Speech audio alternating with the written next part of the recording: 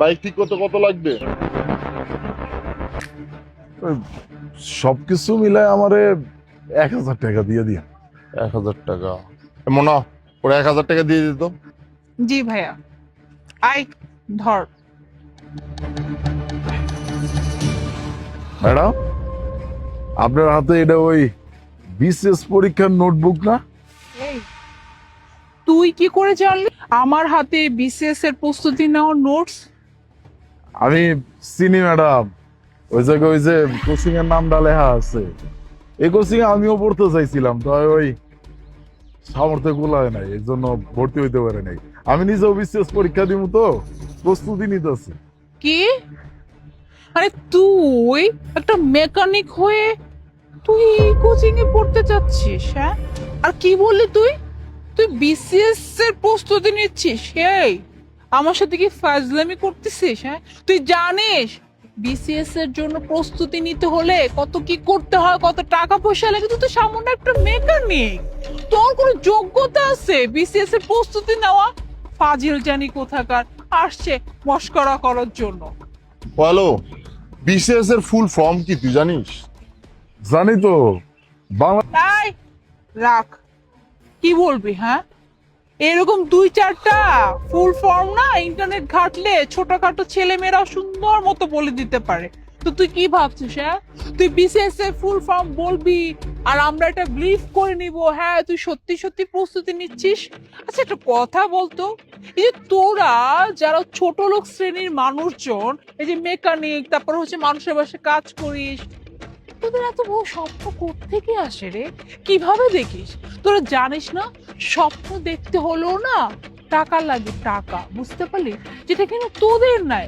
আর তুই কিনা 2 টাকার একটা মেকানিক হয়ে তুই স্বপ্ন দেখতেছিস যে তুই অনেক বড় বিসিএস ক্যাডার হবি, অফিসার হবি, নিজের নামের আগে বিসিএস ক্যাডার লাগাবি।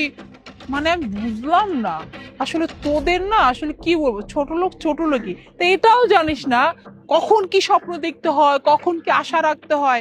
আসছে বিসিএস ক্যাডার হবে। কেন ম্যাডাম, গরিব মানুষেরা কি বড় স্বপ্ন দেখতে পারে না, নাকি সেই স্বপ্ন পূরণ করতে পারে না?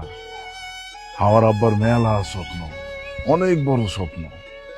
আমি একদিন বড় অফিসার হব, আমার নিজেরও স্বপ্ন। এই জন্যই তো রাত দিন পরিশ্রম কইরা কাজকর্মের পাশাপাশি পড়াশোনা করতেছি ম্যাডাম। আব্বার স্বপ্ন পূরণ করতে হইব, নিজের স্বপ্ন পূরণ করতে হইব। আমি মেকানিক হইতে পারি। আমি না অনেক কষ্টে এই নোটবুকও বানাইছি, মানে এর কাছ থেকে ওর কাছ থেকে অল্প অল্প করে টোকা টোকা নোট বানাইছি। হয়েছে কি, ওই বড় কোচিং এ পড়ার মতো সামর্থ্য তো আমার নাই, এই জন্য আর কি। এই, চুপ থাকতো। মানে তোর মতো ছোট লোক মেকানিক হবে বিসিএস ক্যাডার, তাই না? এই যে দেখ, আমার বোন লন্ডনে লেখাপড়া করছে, লন্ডন থেকে গ্রাজুয়েশন পাশ করে বাংলাদেশে আসছে। আমার বোন হবে বিসিএস ক্যাডার, আর তোর মতো ছোট লোক হবে নাকি বিসিএস ক্যাডার? আর তোর যে আমি লন্ডনের কথা বললাম, তুই লন্ডন চিনিস? লন্ডন একটা বিশাল বড় দেশ, যেখানে যায় আমাদের মতো কোটিপতিদের বোন, ছেলে মেয়ে এরা পড়তে। তোর মতো ছোট লোক যাবে ওখানে? বা তোর মতো ছোট লোক ওখানে পড়তে যাবে কিভাবে? তোদের কাছে তো টাকাই নেই। থাক ভাইয়া, বাদ দাও তো। তুমিও না এই 2 টাকার মেকানিকের সাথে কথা বলতেছো, তর্কে জড়াইতেছো। শুধু শুধু এদের সাথে তর্কে জড়িয়ে না সময়টা নষ্ট করো না। আমাদের সময়ের ভ্যালু আছে, ওদের সময়ের কোনো ভ্যালু আছে নাকি? ও বাই দ্য ওয়ে, তুই যেন কি বলছিলি যে তুই নোটস বানাইছিস, তাই না? আচ্ছা, তোর হাতে তো বোধহয় নোটস গুলা, কই দেখি, দেখো তো, আমিও দেখি কি নোটস বানাইছিস। ভাই এটা ধরো। ও আচ্ছা, ইমপ্রেসিভ। নোটস তো অনেক ভালোই বানাইছিস, একদম প্রপার ওয়েতে। এই নোটস দিয়ে তো তুই বিসিএস এর প্রস্তুতি নিবি, তাই না?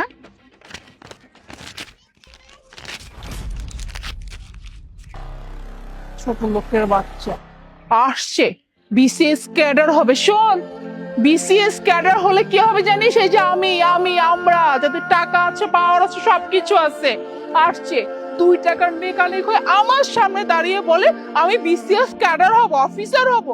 একটা কথা বলি, কথাটা না কান খুলে মাথা ঢুকিয়ে রাখবি। তোরা হচ্ছে ছোট লোকের জাত, তোরা স্বপ্ন দেখবি যেখানে দাঁড়ায় আছিস ওই অনুযায়ী, থাকিস মাটিতে আর স্বপ্ন দেখবি যাবি চাঁদে, এইটা তো চলবে না রে। ছোট লোকের বাচ্চা জানি কোথা, কত বড় সাহস আমার সামনে দাঁড়িয়ে বড় বড় কথা বলতেছে। এখনো সময় আছে, হ্যাঁ, শুধরে যান, নাহলে কিন্তু এই যে মেকানিকের কাজ করতে এটাও করতে পারবি না। ভাইয়া চলো তো এখান থেকে।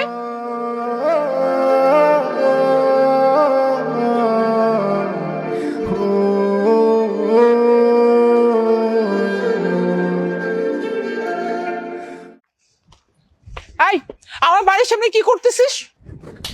একজন ম্যাজিস্ট্রেটের সাথে কিভাবে কথা বলতে হয় সে ম্যানারটুকু শিখিস নাই?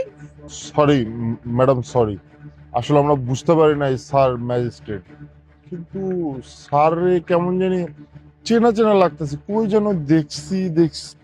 ভাইয়া, তুমি ওনাকে চিনতে পারতেছো না? উনি হচ্ছে ওই যে মেকানিক, তোমার বাইক ঠিক করতে গেছিল মনে আছে? আর আমি সিটটা ছিঁড়ে ওর মুখের উপর মারছিলাম। হ্যাঁ, মনে পড়ছে, ঠিক বলছিস তুই। আর আমি তো জানতাম যে এই ছেলে একদিন অনেক বড় একটা অফিসার হবে, অনেক বড় একটা ম্যাজিস্ট্রেট হবে।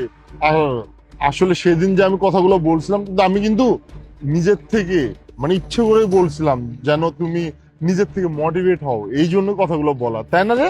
আর কত নাটক করবেন? হ্যাঁ, আমি খুব ভালো করে জানি যে আপনি আমার সামনে দাঁড়িয়ে এখন নাটক করছেন। সেদিন আমার সাথে কেমন আচরণ করেছিলেন, কেন করেছিলেন, আর কি করেছিলেন সেটা যে আমার অজানা তা কিন্তু নয়। আমি যথেষ্ট বড় হয়েছি, যথেষ্ট বোঝার ক্ষমতা আমার ভিতরে আছে। বাই দ্য ওয়ে, সেগুলো বাদ দিই। আপনার বোন না লন্ডন থেকে গ্রাজুয়েশন কমপ্লিট করে আসছে, বিসিএস পরীক্ষা দেবে। তা শুনি আপনার বোন কততম বিসিএস পরীক্ষা দিয়েছে আর উত্তীর্ণ হয়েছে কিনা? আপনার বোন উত্তীর্ণ হইতে পারছে কিনা সেইটা জানি না, তবে যেই ছেলেটাকে সেদিন যা ইচ্ছা তাই বলে অপমান করেছিলেন, বলেছিলেন যে একজন গরিব মেকানিক কখনো এত বড় স্বপ্ন দেখতে পারে না, সেই ছেলেটা আজকে আপনাদের সামনে একজন ম্যাজিস্ট্রেট হয়ে দাঁড়িয়েছে। কেন জানেন? শুধুমাত্র আল্লাহর রহমত আর আমার চেষ্টা। এই জন্যই বলে কোনো মানুষকে ছোট করে দেখতে নাই। মানুষ যদি চেষ্টা করে তাহলে সে যে কোনো কিছু করতে পারে। যাই হোক, সেগুলো কথা বাদ দেই। এই যে একটা বিল্ডিং উঠাইছেন এইখানে, আপনারা কি জানেন না এটা কিসের জায়গা? এটা সরকারের জায়গা। যারা কিনা আশ্রয়হীনতায় ভুগছে তাদের জন্য সরকার কর্তৃক এটা বরাদ্দ জায়গা। আর সেইখানে আপনারা দখল করে নিয়ে একটা বিল্ডিং তুলে ফেলছেন। শুধু বিল্ডিং তোলেন নাই, আশেপাশে আরো অনেকগুলো জায়গা আপনারা দখল করে রাখছেন।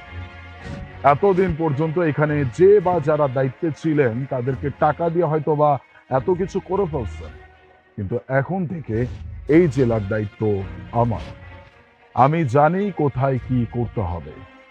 এখানে আপনারা ইললিগ্যাল ওয়েতে যা করছেন এটার জন্য শাস্তি অবশ্যই আপনাদেরকে পেতে হবে, এইটা নিয়ে কোনো সন্দেহ নাই। একদমই ভাববেন না যে আমার সাথে পূর্বে যে আচরণ করেছিলেন সেটার জন্য আমি কোনো প্রতিশোধ নিচ্ছি, সেটা তো আমি ভুলে গেছি।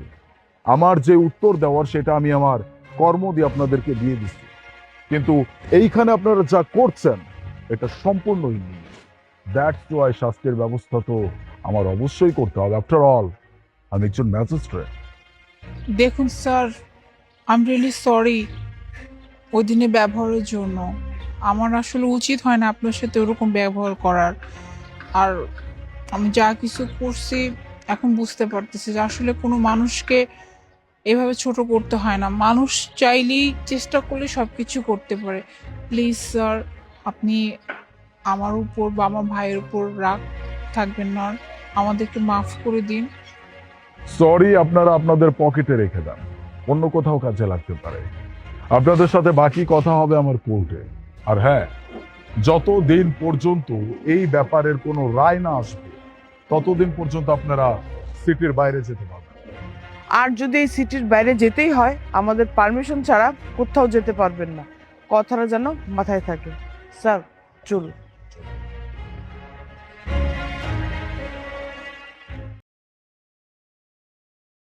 আরে মুনা, তুই এখানে? দোলা, কেমন আছিস তুই? আমি ভালো আছি, তা তুই এখানে কি করছিস? আমি আমি তো আমার হাজবেন্ড ভিতরে গেল, তো এর জন্য অপেক্ষা করতেছি এখানে। আজকে আমাদের অ্যানিভার্সারি, তো ও মুভি দেখাতে নিয়ে আসছে, তো ওই মুভির টিকিট নিতে গেল। তো তোদের অ্যানিভার্সারি তোরা এইভাবে পালন করিস? মুভি দেখে, ফুচকা খেয়ে, সামান্য ফুল দিয়ে এভাবে কেউ অ্যানিভার্সারি পালন করে নাকি? এই যে দেখ আমার বয়ফ্রেন্ড, কত বড় লোকের ছেলে। আমি যখন যেটা চাই বলার আগে আমার সামনে হাজির করে। এই তো গত বছর আমাকে নিয়ে দুবাইতে ঘুরতে গিয়েছিল, আমাকে একটা গাড়ি গিফট করছে। গাড়িটার নাম কি জানিস? বিএমডব্লিউ। আমি যখন যেটা চাই সেটাই আমার সামনে হাজির করে। বাহ, ভালোই তো। তার মানে তুই অনেক ভালোই আছিস, সুখী আছিস, তাই তো? হুম, আমি অনেক লাকি। কিন্তু তুই আমাকে একটা কথা বলতো, তোর হাজবেন্ড কি তোকে দেশের বাইরে কোথাও ঘুরতে নিয়ে যায় না? আসলে আমার হাজবেন্ড যতটুকু ইনকাম করে তা দিয়ে সংসার চালাতেই হিমশিম খেয়ে যায়, আবার কোথায় বা নিয়ে যাবে। কিন্তু আমি অনেক হ্যাপি আছি, কারণ ও আমাকে অনেক ভালোবাসে। ছোট থেকে ছোট জিনিসে খেয়াল রাখে, আমার কখন কি লাগবে না লাগবে। হ্যাঁ, দামি কিছু দিতে পারে না, কিন্তু সবসময় আমার খেয়াল রাখে। আমার মুখে কখনো মানে আপসেট থাকুক এটাও কখনোই দেখতে চায় না। এই যেমন আজকে আজকে আমাদের অ্যানিভার্সারি, এই যে আমাকে একটা সুন্দর ফুল দিলো, তারপর আজকে আমাকে মুভি দেখাতে নিয়ে আসলো। এই তো সারাদিন আমরা এইভাবে সুন্দর মতো কাটাবো, তারপর বাসায় চলে যাবো। যাক, ভালো থাকলেই ভালো। তোকে আরেকটা কথা বলি, আমার বয়ফ্রেন্ড আমাকে কিছুদিন আগে একটা ডায়মন্ডের রিং গিফট করছে, যেটার দাম 13 লক্ষ। আমার ডায়মন্ডের রিং কি ব্যাপার দোলা, রিংটা কই? মানে হাতেই তো ছিল, কোথায় যে রাখলাম খুলে মনে করতে পারছি না। জানি না মানে কি? মানে রিংটা কত এক্সপেন্সিভ তুমি জানো? মানে এত এক্সপেন্সিভ জিনিস তুমি যদি খেয়াল না রাখতে পারো, কেয়ার না করতে পারো, তাহলে তুমি আমার থেকে নিলা কেন? দেখো দোলা, আমি তোমারে বলতেছি 5 মিনিটের ভিতরে রিংটা তুমি বের করো, নাহলে কিন্তু তোমার খবর আছে, বলে দিলাম।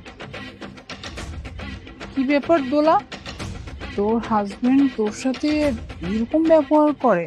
তুই ঠিকই বলেছিস মোনা, জীবনে টাকা পয়সা থাকলেই না সুখী হওয়া যায় না। তোর কাছে টাকা নেই, কিন্তু তোর কাছে সুখ আছে। আর আমার এত টাকা পয়সা থাকা সত্ত্বেও আমি সুখী না। আমার বয়ফ্রেন্ড আমার সব আবদার পূরণ করে, টাকা পয়সার কোনো কিছু কমতি নেই ওর কাছে, কিন্তু ভালোবাসার জিনিসটাই না ওর কাছে নেই, যেটা তোর কাছে আছে। তুই অনেক লাকি, তোর হাজবেন্ড তোকে এত ভালোবাসে, এত টেক কেয়ার করে। টাকা পয়সাই না সব সুখ দিতে পারে না, এটাই সত্যি, এটাই বাস্তব। দেখলি তো দোলা, টাকা পয়সা মানুষের জীবনে সবকিছু না। দেখ, তোর কাছে টাকা আছে, সবকিছু আছে, কিন্তু তোর কাছে ভালোবাসাটা নাই। আর এই ভালোবাসা নাই বিধায় তোর কাছে এত কিছু থাকা সত্ত্বেও তুই কিন্তু সুখী না, অসুখী একটা মানুষ। অথচ আমার দেখ, হয়তো টাকা পয়সা নাই, আজকে সামান্য একটা মুভি দেখতে আসছি, ব্যাস, এতে কিন্তু আমি অনেক খুশি। সারাটা দিন আমার অনেক ভালো যাবে। আর একটা কথা, আলিফ আমার হাজবেন্ড, ও কিন্তু আমাকে অনেক সম্মান করে। আর একটা সম্পর্কে না এই ভালোবাসার সম্মান, এই দুটো জিনিস খুব বেশি দরকার। কি ব্যাপার দোলা, রিং পাইছো? না, পাইনি। বাসায় চলো, বাসায় যা খুঁজবা। আর যদি রিংটা না পাওয়া যায় না, তাইলে দেখো তোমার আমি কি করি। চলো আসো। কে ছিল মোনা, তোমার ফ্রেন্ড? আমার কলেজ ফ্রেন্ড। বেশ বড় লোক মনে হচ্ছে। তোমার জীবনেও এরকম একটা বড় লোক হাজবেন্ড দরকার ছিল, তাই না? একদমই না। আমার জীবনে যে মানুষটা আছে, এই মানুষটা আমার জন্য এনাফ। আমার বড় লোক যে আমার দরকার নেই। আচ্ছা আলিফ, একটা কথা জিজ্ঞেস করি তোমাকে। হুম? ওই যে ওই দিন আমি তোমার ফোনটা যে ফেলে দিয়েছিলাম, তোমার ফোনের ডিসপ্লেটা ভেঙে গেছিল, তুমি আমার উপর রাগ করলে না কেন? কেন বলবো? সামান্য একটা ডিসপ্লেই তো না। দেখো, তুমি আমার জীবনের এমন একজন মানুষ, যে মানুষটাকে আমি অনেক বেশি ভালোবাসি। এখন সামান্য একটা ফোনের ডিসপ্লে ভেঙে গেছে, এটার জন্য যদি আমি আমার ভালোবাসার মানুষের মনে কষ্ট দিয়ে কথা বলি, এটা কি খুব একটা ভালো হবে? ফোন তো আমি আরেকটা কিনতে পারবো, নয়তো ডিসপ্লে আমি ঠিক করতে পারবো, কিন্তু আমার ওয়াইফের মনে যদি কোনো প্রকার আঘাত আমি দিয়ে থাকি, এটা কি কোনোভাবে রিপেয়ার করা সম্ভব? That's why. বাহ, আমার হাজবেন্ড তো দেখছি আমার অনেক খেয়াল রাখে। মনে একটু কষ্ট পাবো তাই ভেবে তার ফোনের ডিসপ্লেটা ভেঙে দিলাম, তার জন্যও বকলো না। তা নয় তো কি, একটা মাত্র বউ আমার, ভালোবাসবো না তো কি? বাই দ্য ওয়ে, চলো, টিকিট কাটা হয়ে গেছে, শো টাইম শুরু হয়ে যাবে। চলো, আর একটা কথা, মুভি দেখানোর পরে কিন্তু আমাকে আইসক্রিম খাওয়াতে হবে, খাবে না? জো আজ্ঞা, যা মন চাই সব খাওয়াবো, চলো।